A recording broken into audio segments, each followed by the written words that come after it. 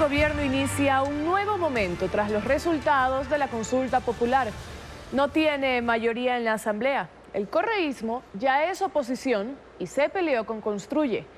¿Cómo se moverán las organizaciones políticas en este juego de ajedrez de la política nacional? Lenin. Alejandra, está en los estudios de Guayaquil María Sol Pons, licenciada en Ciencias Sociales y Políticas por la UES, graduada en Estudios Internacionales en Inglaterra y con un posgrado en Gestión y Liderazgo Estratégico. María Sol, buenos días, bienvenida a Contacto Directo. Buenos días, Lenin, gracias por la invitación.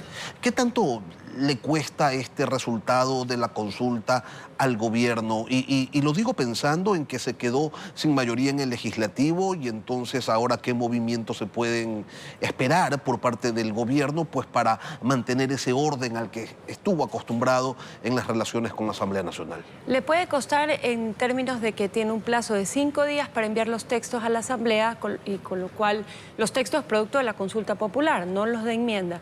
Y esos textos a su vez tienen 60 días para ser tratados en la Asamblea y ser obligatoriamente aceptados con respecto de la pronunciación del pueblo, el pronunciamiento del pueblo ecuatoriano. Pero hay una palabra clave que es ajustes. Entonces tenemos que tener muchísimo cuidado con respecto de esos ajustes que se quieran hacer desde la Asamblea, visto que en el pasado los ajustes han sido bastante aleatorios con respecto a la materia. Ahora, con respecto del manejo de los bloques, hemos visto que la Revolución Ciudadana se ha visto disminuida a un bloque de 48 asambleístas por ahora. Construye, por otro lado, tiene 20 asambleístas. El Partido Social Cristiano, un aliado natural del gobierno, tiene 16. Luego tienes 16 independientes y tienes 5 asambleístas de Pachacutic. El arte estará en esta capacidad que ha mostrado Daniel Noboa de alinear astros y que trabajen en función de estas propuestas que él ha hecho. Lo cierto es que el presidente no sabe lo que es gobernar con una asamblea en contra y sí, ya se peleó con el correísmo y sí, ya se peleó con Construye y sin ellos no le alcanza siquiera para llegar a una mayoría simple. ¿Cómo reconstruir una relación dinamitada? Se necesita allí un operador político pues de fuste y con experiencia quizás. Sin duda, pero yo creo que es que hay que precisar que el gobierno se ha peleado con la parte más recalcitrante del correísmo, pero hay ciertos correístas que ni siquiera se han pronunciado con respecto a la consulta popular. Entonces yo creo que hay terreno ahí dentro de las fricciones de la Revolución Ciudadana.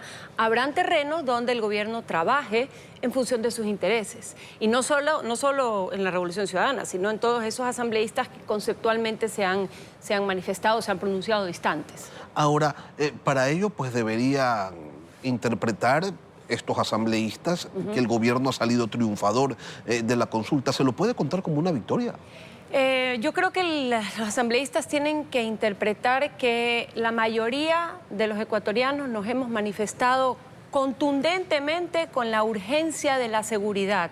Como hablábamos antes de empezar este programa, la seguridad es algo donde todos conectamos, nos afecta a todos en distintos niveles. La pregunta con menor aceptación tiene 62%. Esto, yo veo un triunfo del gobierno ahí. No hubiese sido un triunfo si me hubieras dicho que las preguntas ganaban con un 52,5%, con una base muy poquita de ventaja, pero tiene una gran ventaja. La mamá de las preguntas, que es la primera pregunta, tiene por encima del 75% de aprobación, y esto tiene que interpretar también el asambleísta con respecto de la voluntad del ecuatoriano. Y yo creo que eso puede reforzar cualquier planteamiento del Ejecutivo, es decir, es una coyuntura donde confluyen muchos intereses y donde la capacidad de lectura de quien maneje la política del Ejecutivo puede aprovecharla. ¿Un triunfo del gobierno o es un grito desesperado de una sociedad afectada en todos sus estamentos y por todos los costados a cuenta de la inseguridad y que le está diciendo al gobierno, por favor, haz algo ya, haz algo más y toma esta mochilota que es pesadísima, sí, la carga sobre tus espaldas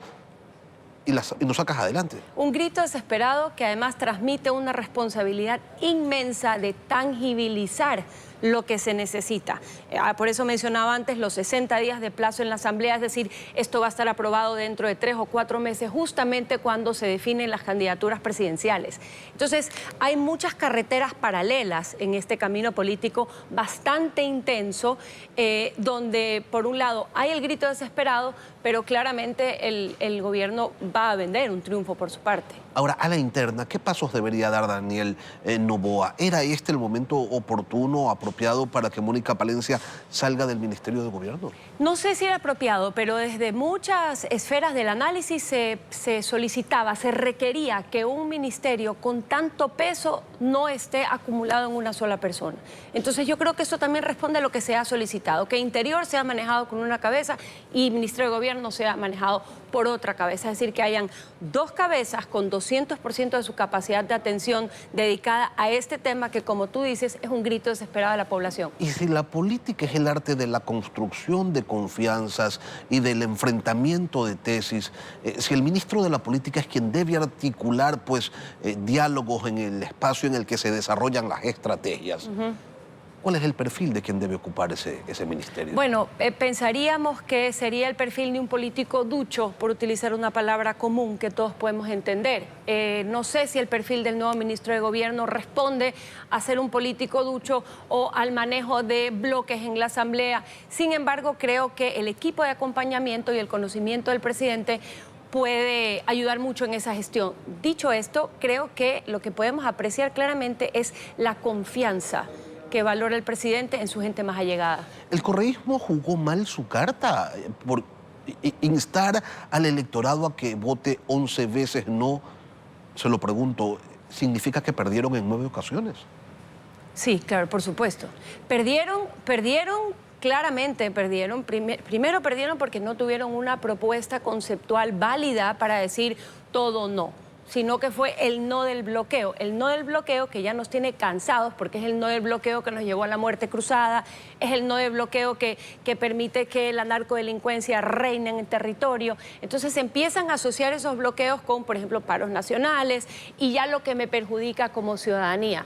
Ahora, en el tema conceptual, yo no creo que la Revolución Ciudadana muchas veces se pregunte si conceptualmente está teniendo disonancias frente a su electorado.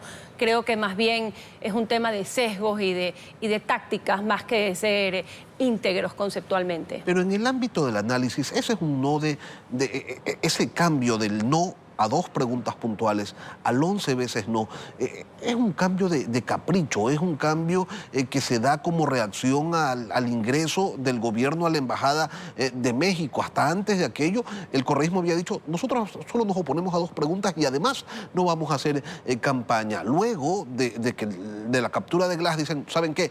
11 veces no, sin mayor explicación de por medio. ¿Cómo lo entiende la gente? ¿Cómo lo entienden sus simpatizantes, sus electores a quienes el correísmo no les ha dado ninguna explicación?